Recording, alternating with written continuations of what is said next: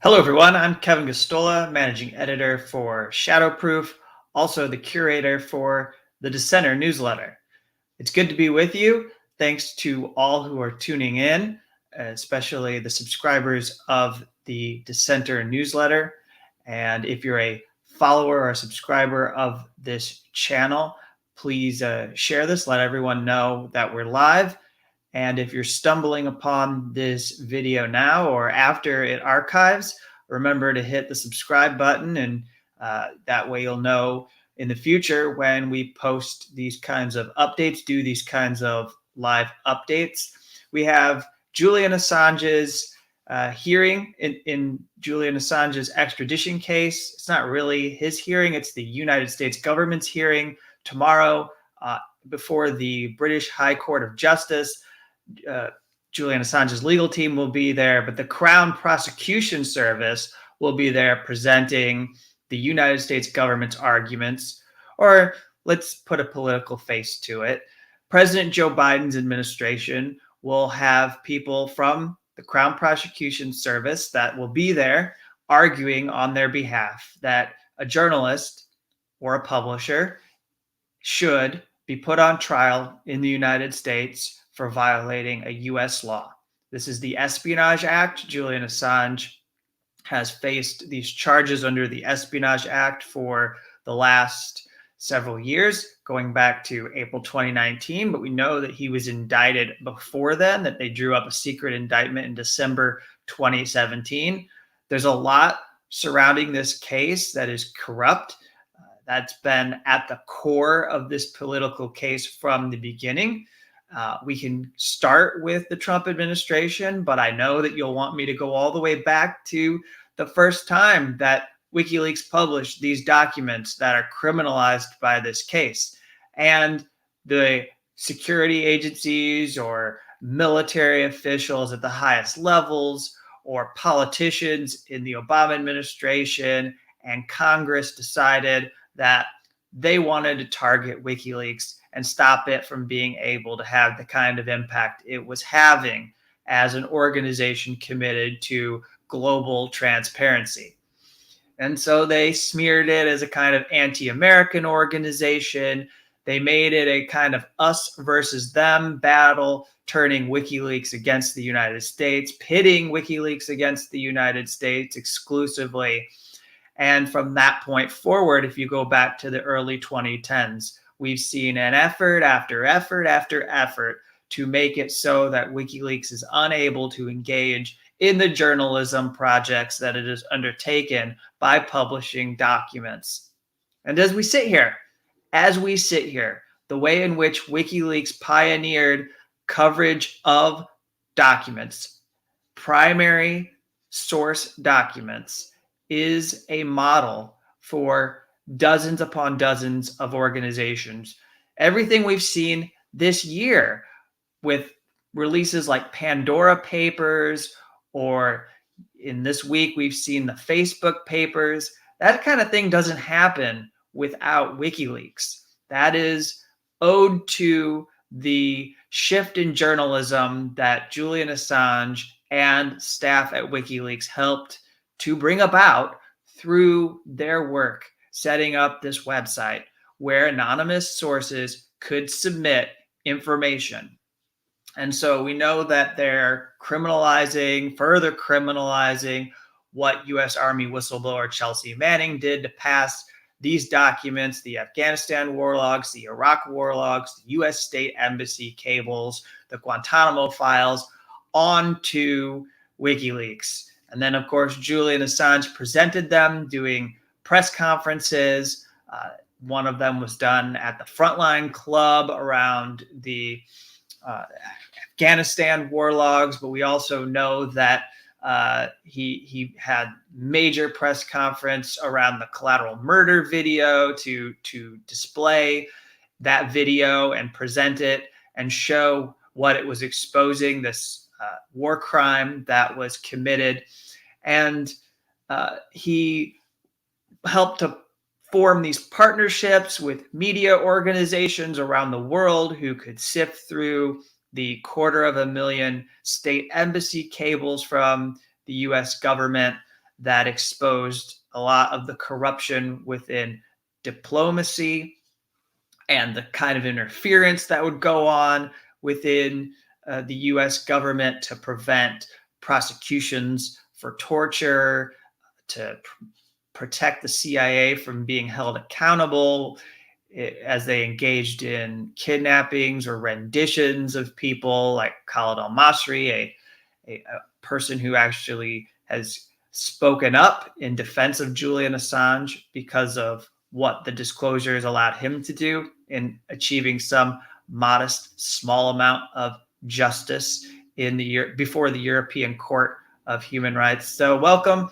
Thank you for joining. We're going to go through the grounds of appeal so that you might not be confused, or maybe less confused, as the hearing unfolds over October 27th and October 28th. It's a 2-day hearing, and it'll be before Lord Justice Timothy Holroyd. This is the same judge who agreed to expand or allowed for the expansion of the appeal back in August. That was on August 11th. And it's been pointed out by some people that this may not always be the way it should be done, that this is a little bit of a departure from business as usual, that it should be a different judge hearing this, so that he's not the one making the ultimate decision, since he already made the decision to allow some grounds for appeal to be reinstated.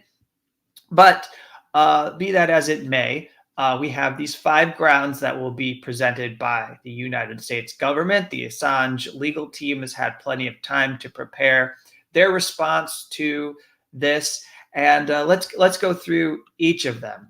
And as we go through this, please put forward any kind of questions you have, any sort of comments. I'll address them after I get done going through the grounds for the appeal. And I'll go through very basically, but if you go to the dissenter.org, let me put that link up there for you. If you go to the dissenter.org, this is the newsletter where you can stay up to date on Julian Assange's case.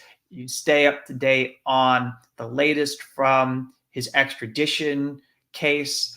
And especially during a 2-day hearing like this, we'll be posting updates there, reports, end of day reports.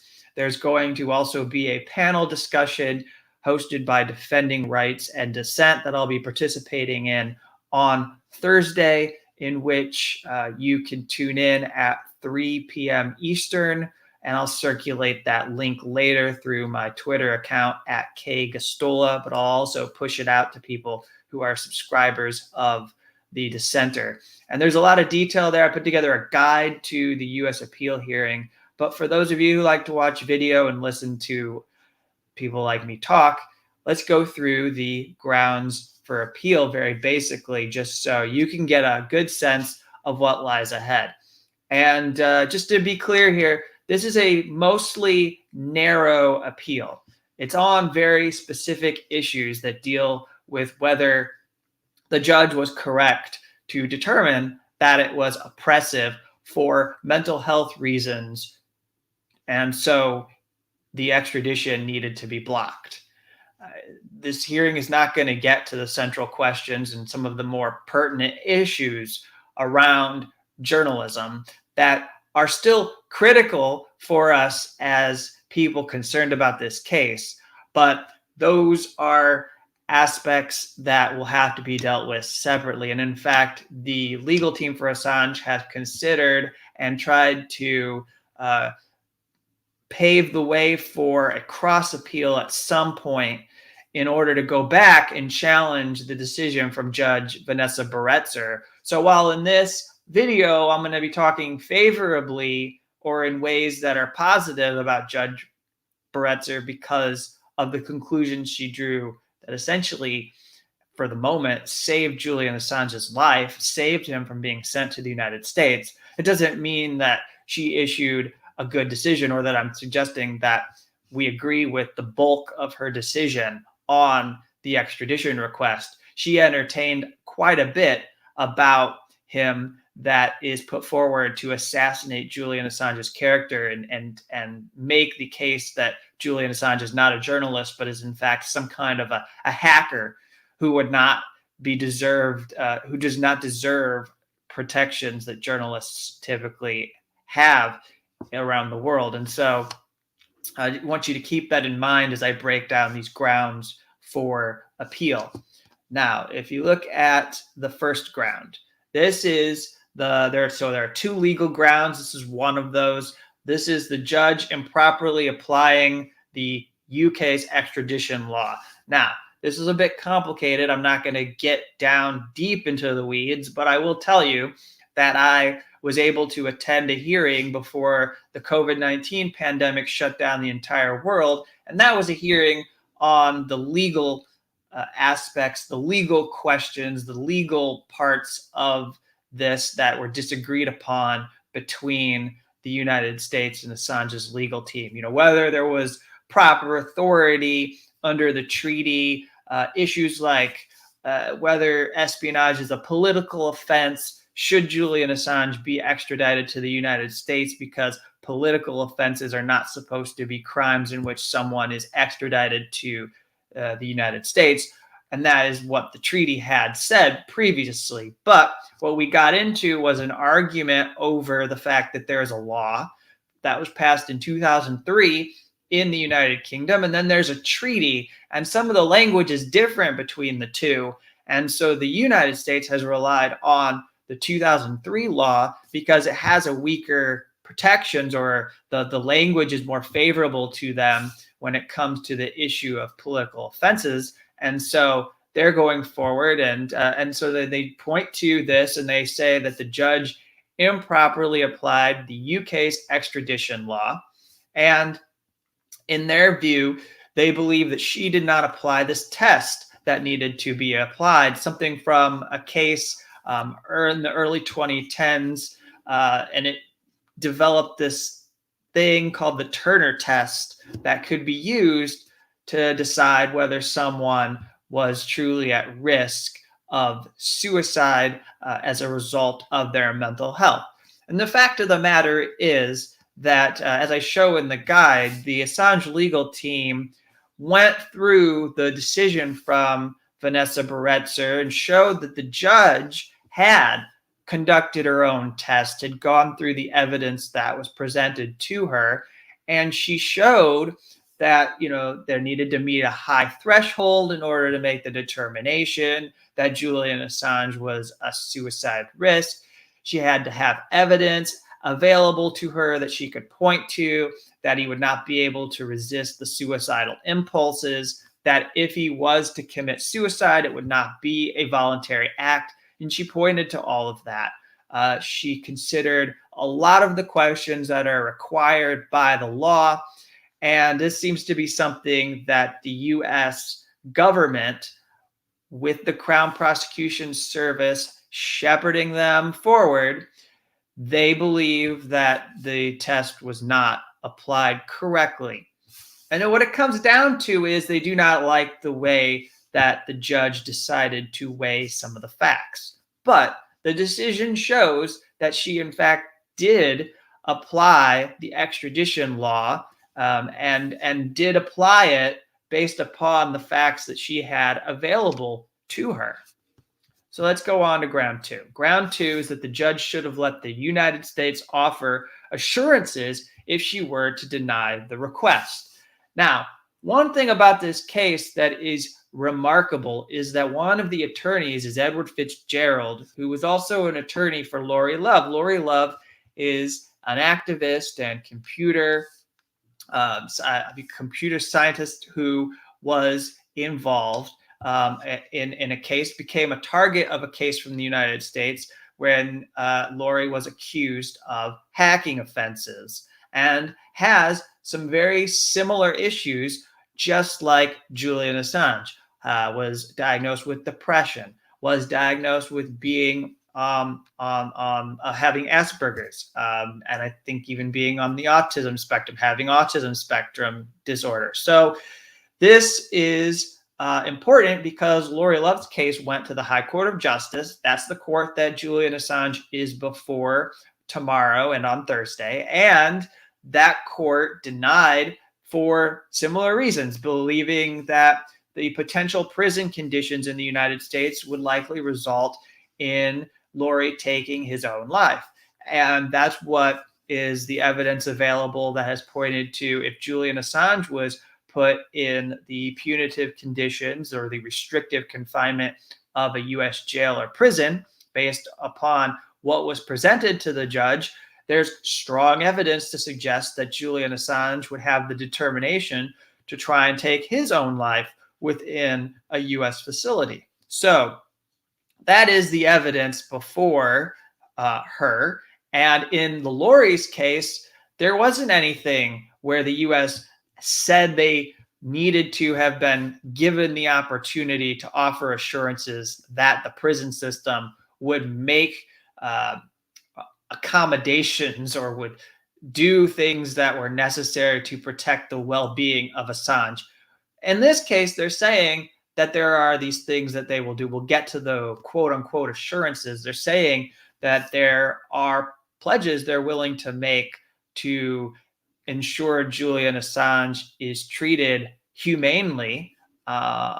It's hard to say that word with a straight face, given the evidence that we have of the hostility towards Julian Assange within the U.S. government, all the way to the central offices of the CIA. But, this is their argument that somehow procedurally, the judge, when she made the decision that she would block this request, that she should have come to the U.S. and said, I've decided the potential prison conditions are a problem.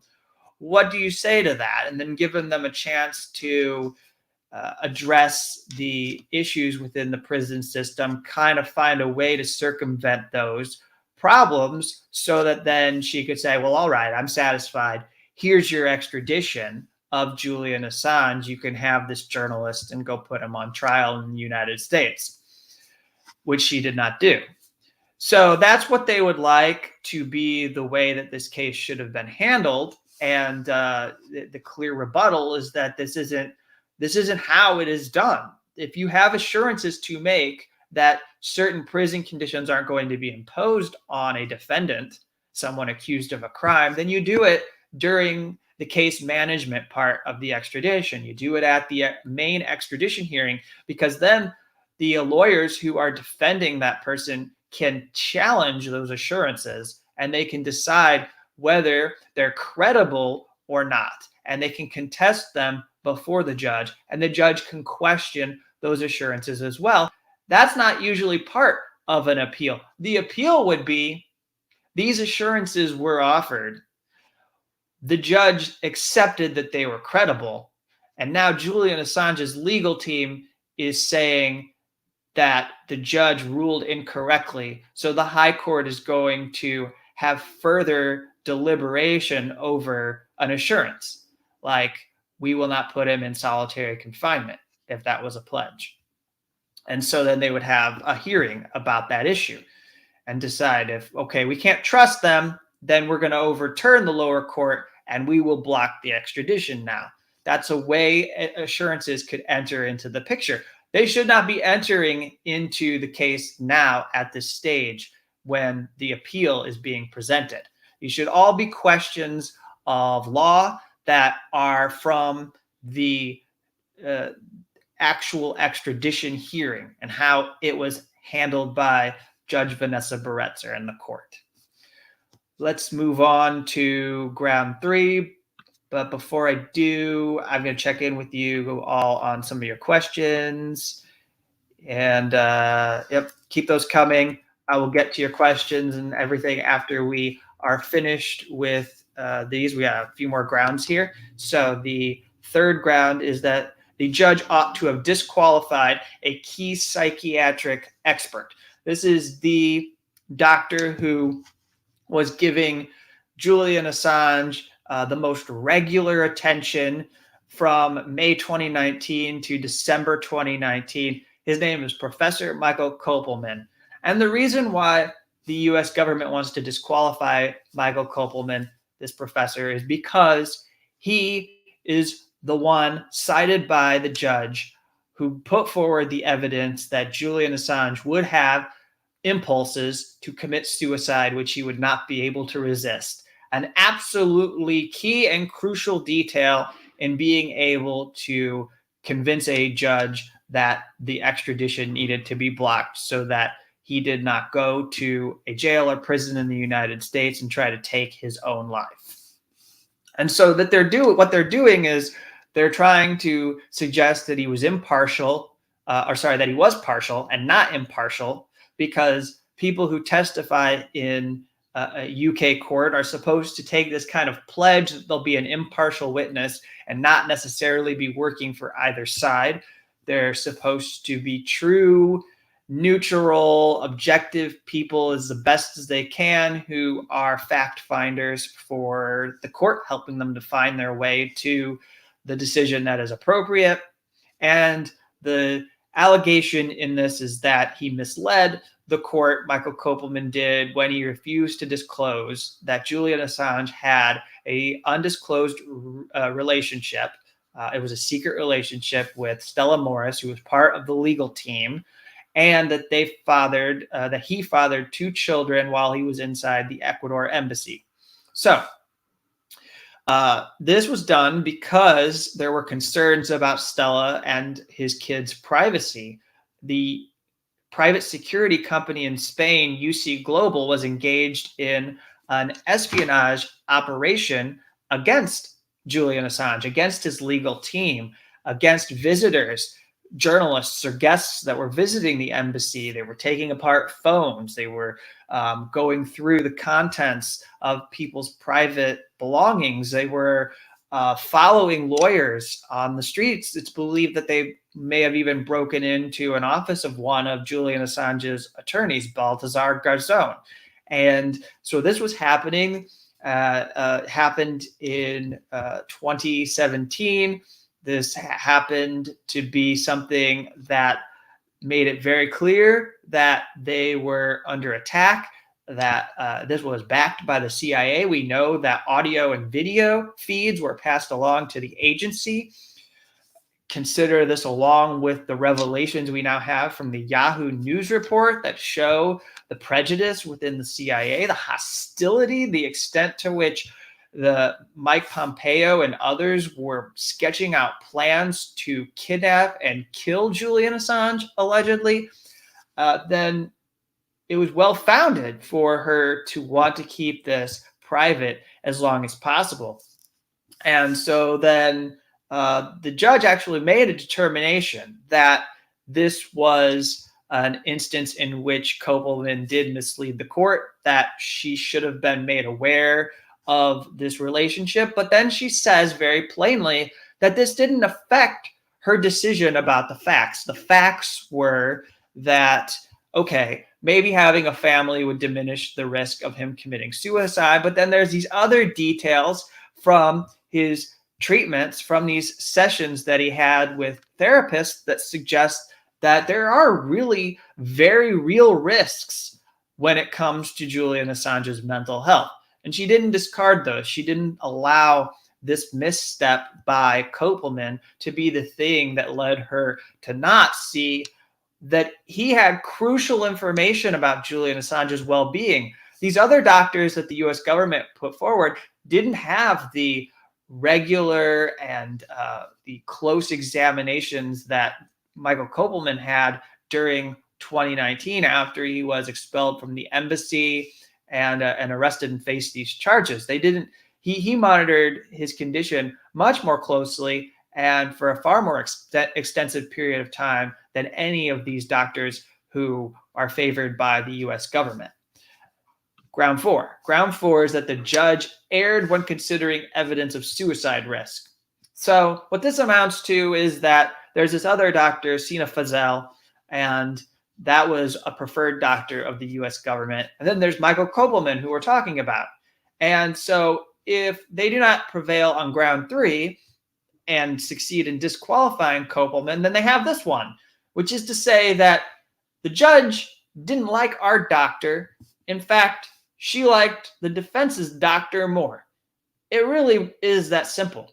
It's not much more complicated, because what they seem to miss is that a judge is entitled to choose which facts should be given what weight.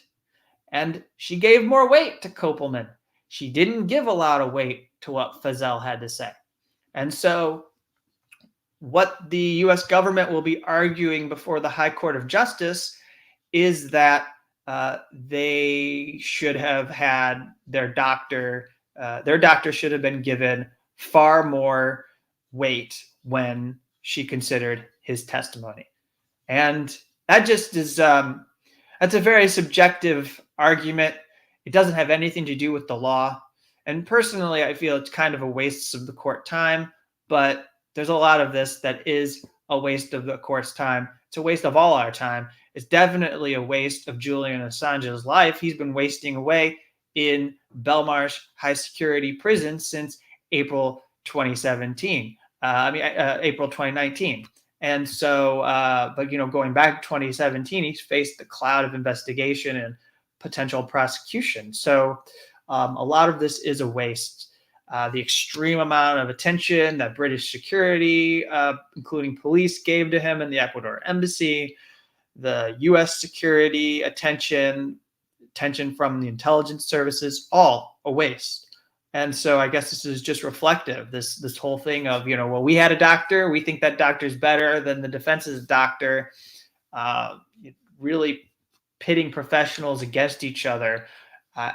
It's just, I don't think it would fly if it was coming from Julian Assange's legal team. It's amazing that this is an amateurish kind of an argument that is going to be put forward by the U.S. But of the five, I find this one to be the weakest of the five from the U.S. government, especially because it doesn't deal with any pertinent legal questions. It's all subjective. We think you liked our doctor less than their doctor, and so that's not fair.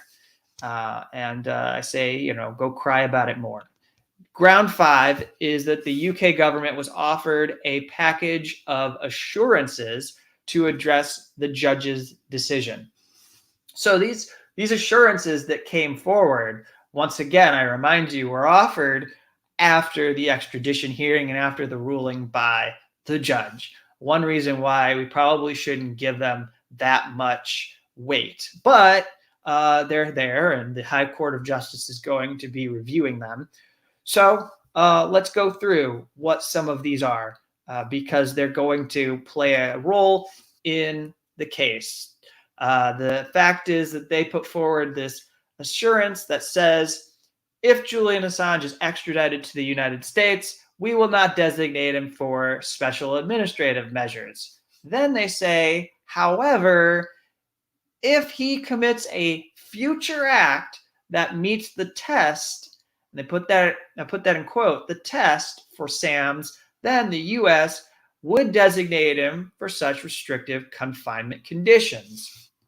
They don't tell us what that future act might be. I suppose it could be a whole host of things, but it's not there so that Julian Assange could avoid offending their guideline or rule and avoid being put in SAMs if in fact he is extradited. So this one isn't really a good assurance. It doesn't give us much hope that they wouldn't put him in these conditions, which are authorized by the Attorney General. They would be authorized by Attorney General Merrick Garland. Then the next assurance was that he could apply for a prisoner transfer under a treaty that the U.S. has with Australia and serve his sentence in his home country, since he's an Australian citizen. They don't care about his Australian citizenship when it comes to pursuing this law. They're enforcing a U.S. domestic law against a foreign national who should not have to obey U.S. secrecy law. But he's an Australian, so they say, we would allow him to go serve his prison sentence in Australia. What they're doing is seeking to circumvent the issues that are right at the center of the U.S. incarceration system. And that's going to be scrutinized during these 2 days. Assange's legal team are going to raise evidence that was brought before Judge Baretzer related to confinement, whether we're talking about SAMS or we're talking about the communications management unit that he could be put in at Marion or Terre Haute, a very real possibility now that drone whistleblower Daniel Hale is in a CMU in Marion, at the USP Marion prison in Illinois.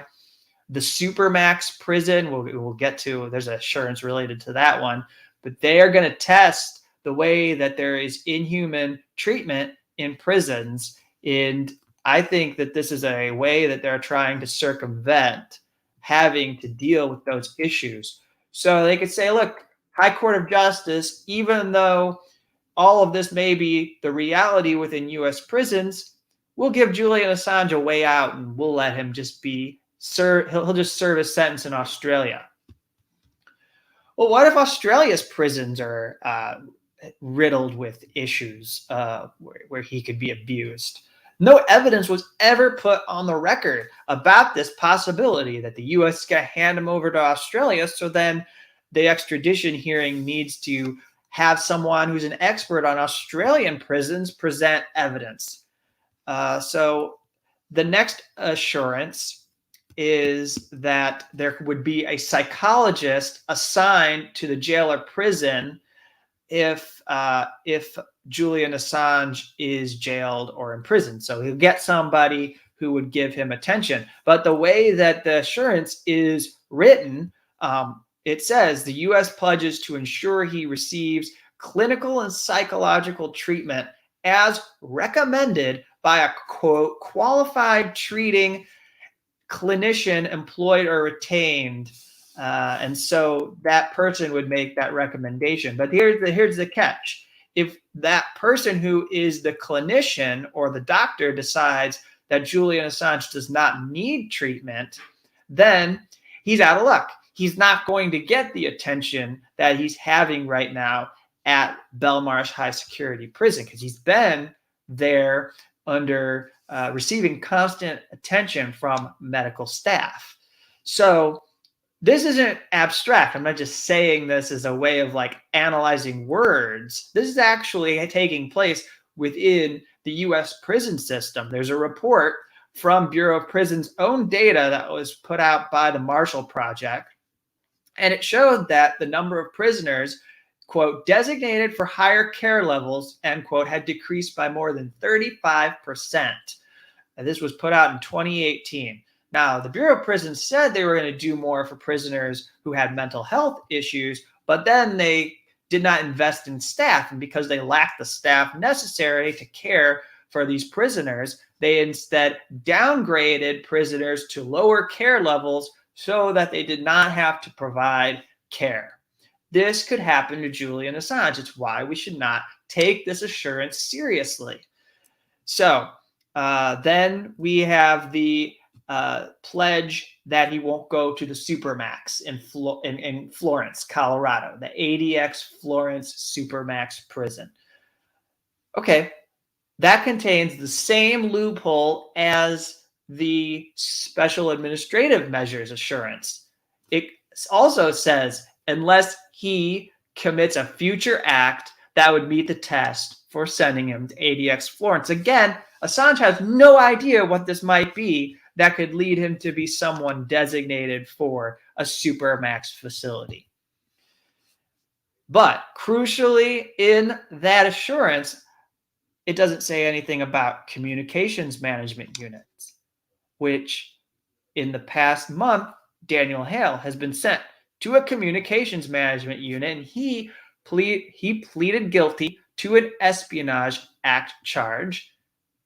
And at first, they said he's got post-traumatic stress. We'll send him to a medical center in North Carolina called Butner Low, one of the largest and most significant medical prisons in the United States.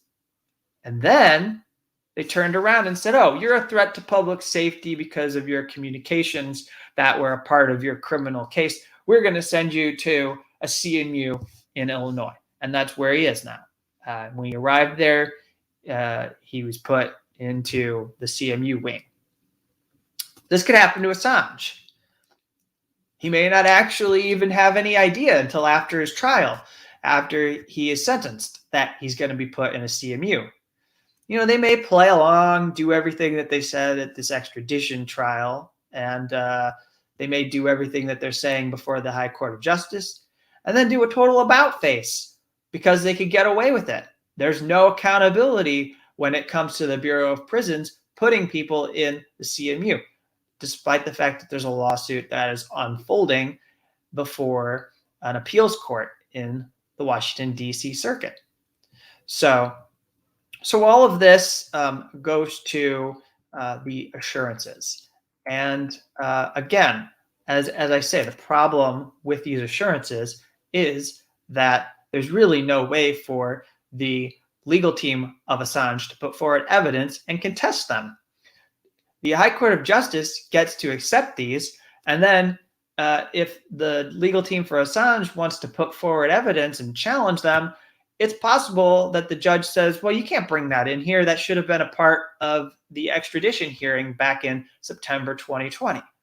So it presents a very significant dilemma for Julian Assange's team. All right, now let me get to the questions that you all might have about all of that. That's the rundown for the grounds of appeal. Hopefully you'll be able to follow the updates from the appeal hearing on October 27th and the 28th. And so now let's go through and get some of your questions here. Thank you for tuning in. This one is a question of, what do you think of the two judges coming up? One blocked Lori Love's extradition in 2018 on suicide risk, and the other one accepted the U.S. appeal on Julian Assange's mental health. Yeah, I'm going to keep an open mind just because right now Julian Assange is in the winning position. It is the United States that has to challenge.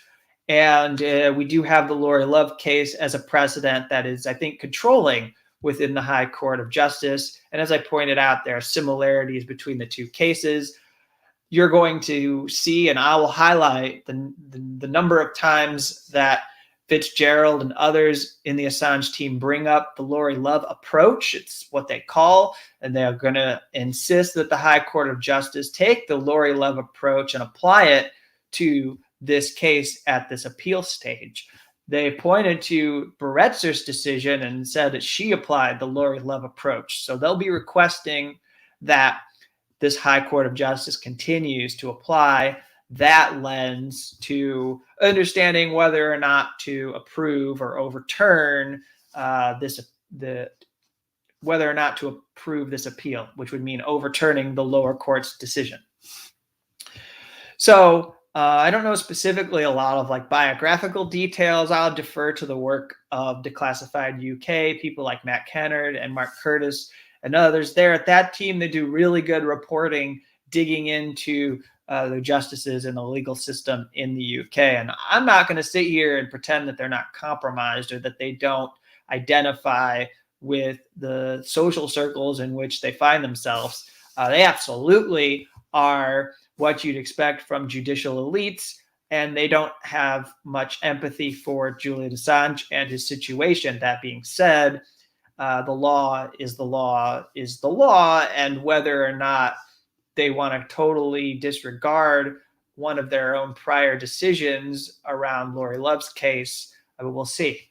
But the Lori Love case pretty much points to the fact that they should rule a certain way on this case, and that way would be favorable to Julian Assange.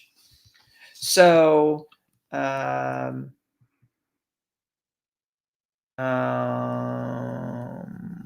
might the revealed intentions, plans to assassinate Assange have any impact on his trial? Yes.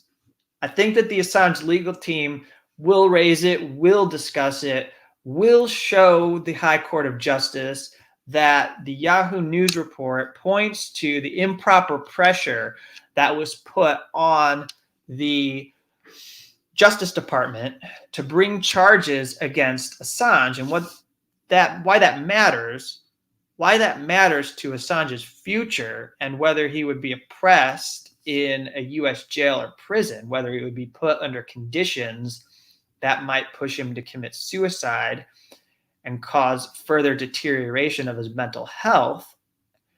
Why that matters is because under SAMS, the Attorney General is going to review recommendations from intelligence agencies when deciding whether to designate him for special administrative measures. Those people are hostile. These are going to come from officials who at least can count the people who were involved in sketching plans to kill or kidnap Assange's colleagues.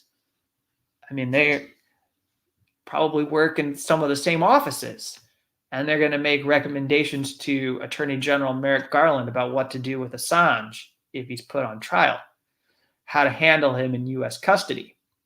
So definitely this will be raised. That hostility goes to whether you can trust the assurances from the United States government. Hello to all of you. Yep. And one more question. Let's see here. Going through this. Why am I missing? Looks like that might be all of your questions.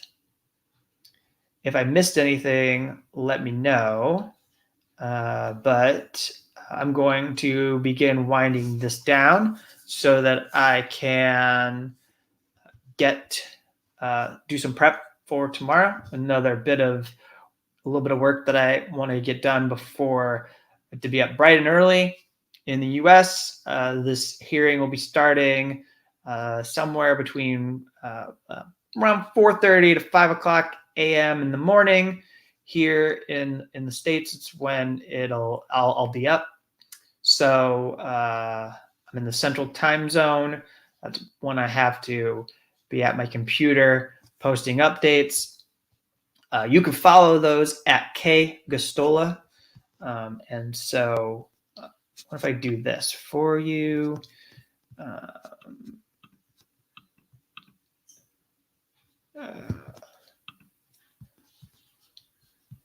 Well, let's see. I was going to put my name up on the screen. Here we go. There. So that's where you'll be able to find the updates. There's a few people trickling in. I'll take one last moment here if there are any questions or comments. Otherwise, this live update I'll archive. You can go back to the beginning and catch it. We went through the different grounds, the 5 grounds that are part of the U.S. appeal. And I think that'll be useful to you if you're confused about what is going on. I don't know that they're going to get to some of the more crucial questions that people are concerned about. Like I said, they'll talk some about the hostility of the U.S. government, but the High Court of Justice is going to keep them on point.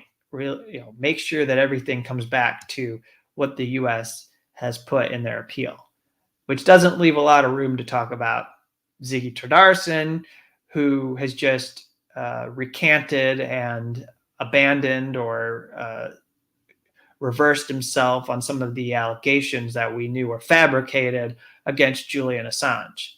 Ziggy is the serial liar and sociopath who's in jail right now because he was engaged in financial fraud schemes, and the Icelandic authorities decided that they needed to put him in jail to stop him from continuing his crime spree.